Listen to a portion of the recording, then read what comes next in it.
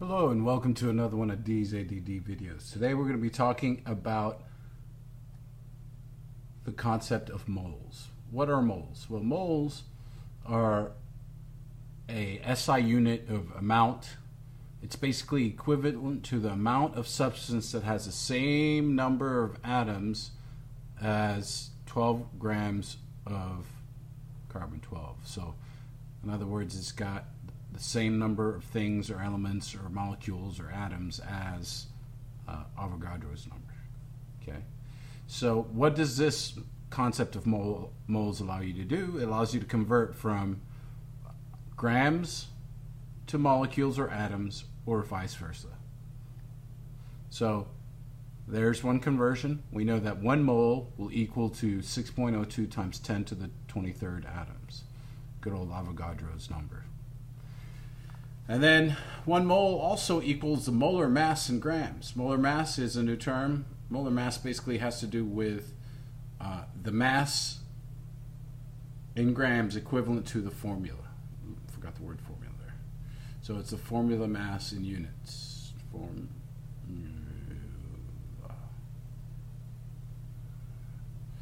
So what does that mean? That means that H2O, for instance, there's 2 hydrogens, so 2 times 1.008 plus 1 oxygen, and oxygen is 16, sorry. So this gives you roughly 2. So the molar mass for water, for instance, is 18 grams. So that means that there's 18 grams of H2O per 1 mole of H2O. That's a conversion factor right there. Okay, and then we could go to atoms, because 1 mole of anything has what? 6.02 times 10 to the 23rd atoms. All right. So here are the types of problems you're going to see. We'll see an example of each of those worked out for you. The first two are kind of interrelated. Whether you're asked for atoms or moles and you're starting with grams, this is the first step you'll have to do right here.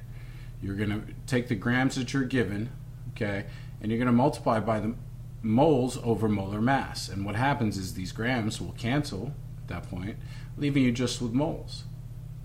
Now let's say they wanted to go further and they wanted atoms or molecules. Then what you would do is you would multiply that series of events up here that we just did by 1 mole times 6.02 times 10 to the 23rd. Okay, it's basically allowing you to go into atoms, the subatomic world, from grams, which is the world we deal with. All right, so the other two types of problems you might see also related, starting with the same thing, atoms or molecules, and then converting to moles.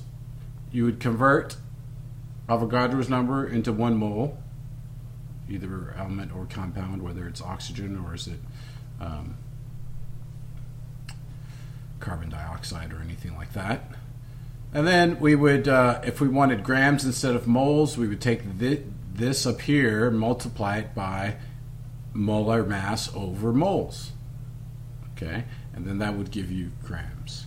So however the problems are asked, you should be familiar with the stoichiometry. This is all referred to as stoichiometry, of being able to convert from moles into grams, or grams into moles, or into atoms, or whatever the case may be. So make sure you check out the example videos. Practice, practice, practice. Thank you and have a nice day.